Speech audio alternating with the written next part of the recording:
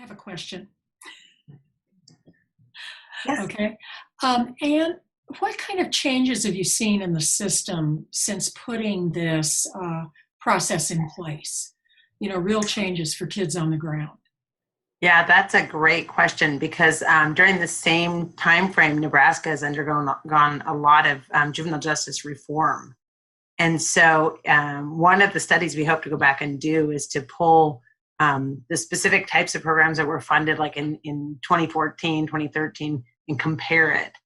Now, you would think reform would mean that we would see maybe more prevention services early on, but that's not what we've seen in our state. I think that's the interesting story is, you know, all the entities that fund us and all the programs themselves, they want to see like hardcore results right now. They want a definitive answer on what's effective.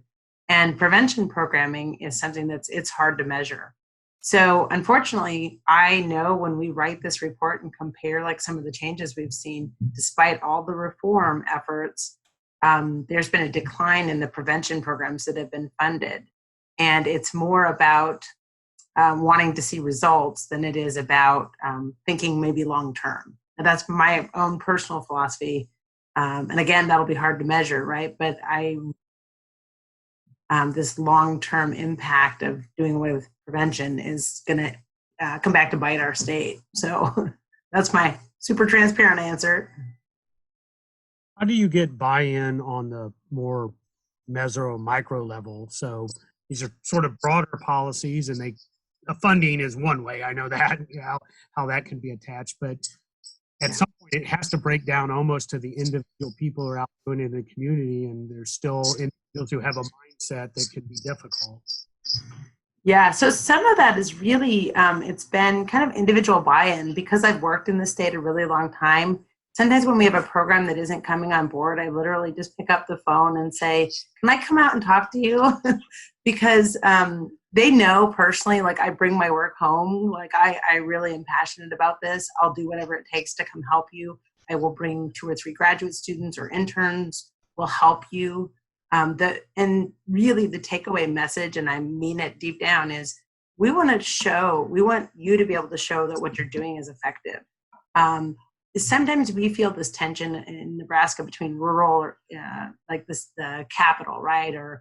And so people will be like, I'm just putting this in to appease the capital or to appease the Eastern people.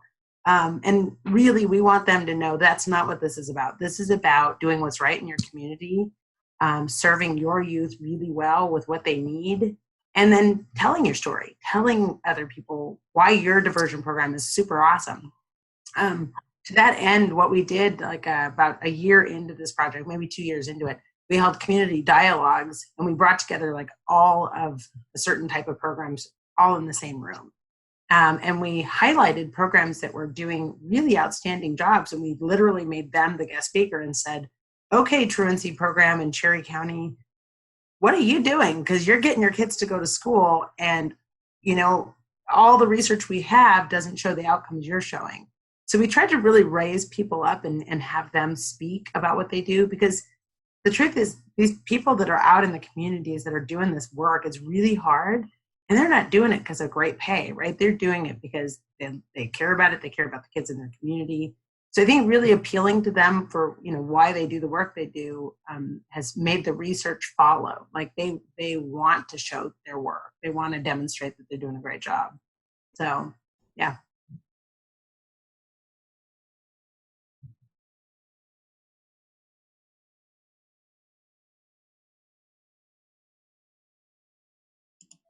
Okay, Kathy has a question. I'm just real interested in all of this. It fits into what we're doing in our community is trying to muster the volunteer force. And much of what I'm hearing are you're professionals, and many of these conferences that I attend are highly trained, qualified professionals. I'm just a former journalist. That's all I've done, and a grandmother and a scout leader and a youth worker. And I have a very similar passion and always have. I've been involved in prevention for decades and decades and have watched all kinds of efforts come through, but it all ties together. I'm interested in seeing if I personally can take from something like this and apply the evidence-based and the data information to things like our volunteer youth center, for example, which is supported by local grant funding and fundraising efforts. But there needs to be accountability. There needs to be some type of, I really like what you said. You want to help, you as an institute, you want to help people show that what they're doing is effective. That's part of the fundraising. But collecting data, especially when you're talking a lot of volunteer efforts and stuff, is always the trick. And it bogs down in the funding and accountability and all the legalities attached. But yet I heard from Don's earlier presentation, and I've been hearing from all the ACEs studies and the resilience studies and our core, we've started a core community poverty alleviation program in our community that we're very excited about. And all of these things say one thing: it boils down to relationship. Yes. And that, like Don said, one relationship, I hear it over and over in these various talks, putting people together with who care about kids. And I was very impressed with hearing about the Hayes coffee shop that was handing out, what do they call it? Just a certificate or a little ticket for to college kids. If you need someone to talk to, the coffee shop had a program, or has a program, that they just had volunteers on hand to listen. It would be older people like myself. Maybe we're lonely. Maybe our kids are all gone. Maybe we just want to go hang out and be available to someone else's kid, someone else's grandchild who just wants to talk.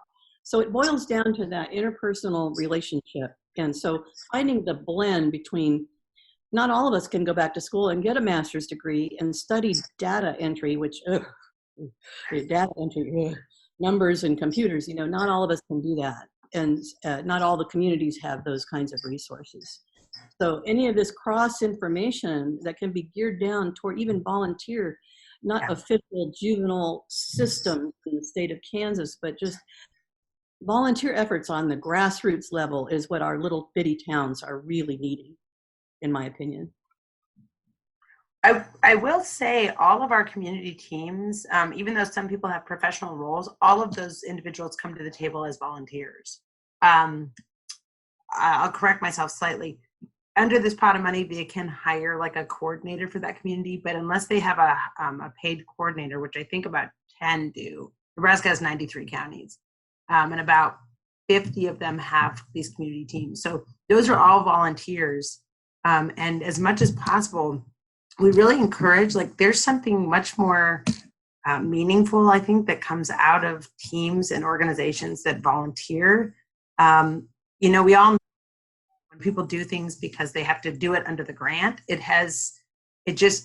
doesn't have the kind of wealth and depth as when we see communities that come to the table that have no funding and put something together. Sometimes that doesn't cost anything but human capital, time.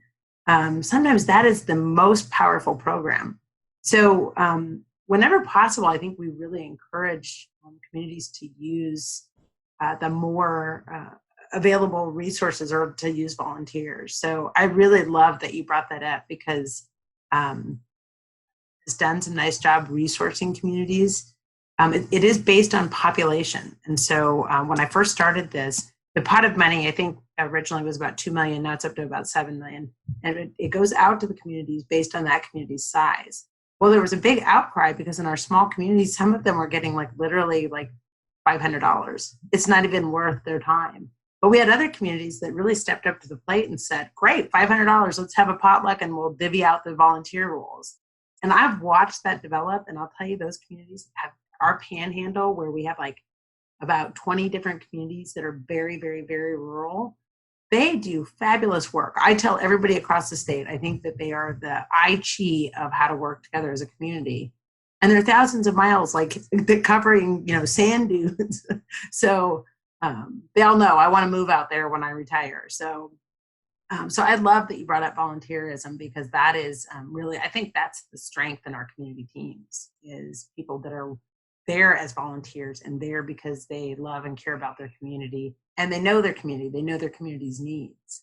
So even though the work I do is a lot about data, the other thing I'll say, and then I'll quiet down, is we've tried throughout this process to, I don't want to say make data fun, but to make it accessible, because data doesn't always need to be like census data and charts. Just asking your community what they want is that narrative, is how each community quantifies what their need is in their community. So literally going around a table, sometimes they'll ask us to come in and help facilitate it, but you just hear the voices and you hear people say, I'm worried about the poverty in my community, or I'm worried about children that don't go to school. One of the things that stood out to me the absolute most is in Platte County, I went and did their community team, and the prosecutor kept telling me that she was in the minority. And I was listening and I was thinking, what is she saying? And then I finally realized when I listened to enough of the community, literally in that community, because of our meatpacking industry, the demographics are completely different than anywhere in our state. And so if I hadn't been listening or really truly listening to the community, we would have been trying to do it like every other place in the state that's 99% white, right? Or 90% in Nebraska, probably. But in Platte County is a very different demographic, very different needs. So data can look like that, just listening and hearing voices and paying attention to it and writing it down. So that community team should and does look quite different than Cherry County or Scottsbluff County. So that's my little spiel about data.